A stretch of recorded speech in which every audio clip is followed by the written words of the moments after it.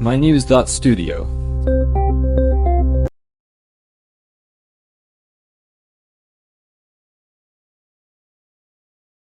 Second year, could the world's biggest polluter actually be taking the lead in clean energy?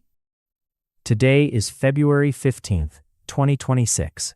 China's emissions have fallen again, 0.3% overall last year, and even 1% just in the last quarter. What's behind this? It's more than just government rules. Solar power grew by 43%, wind energy by 14%, and energy storage hit a record 75 gigawatts.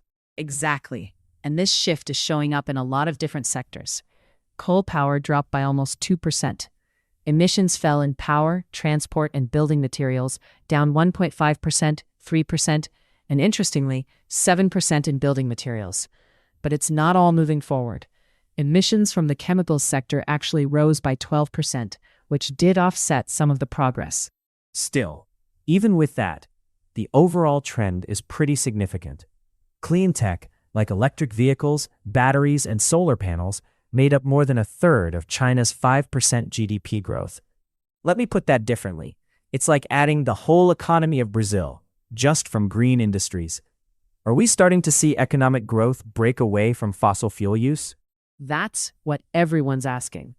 Since March of 2024, emissions have leveled off below the early 2024 high and have stayed stable for 21 months. Carbon intensity, which is emissions per unit of GDP, fell 4.7% last year, and it's down 12% since 2020. That actually beats some of China's own targets, but there's still a 23% gap if they're serious about meeting the Paris Agreement. And the numbers are huge.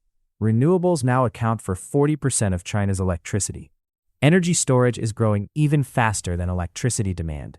But can this pace last? For example, the 14th five-year plan still supports flexible coal retrofits and grid upgrades. In just 4 months, they added 105 gigawatts of solar. But I've heard some say coal could come back before 2030. Is that likely? Well, the next 5-year plan is actually less ambitious. It only targets 30% solar and wind by 2030, which is actually lower than where we are now if you count all renewables. And that growing demand from the chemical sector, that could be a real challenge. Could it undo some of the progress we've seen?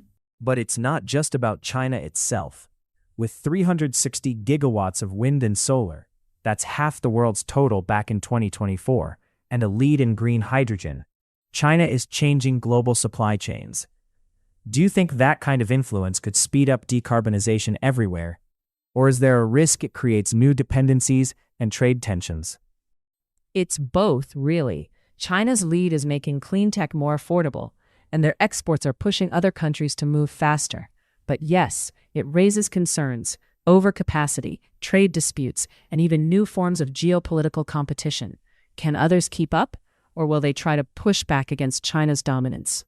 And the idea that climate action slows down economies, this seems to challenge that.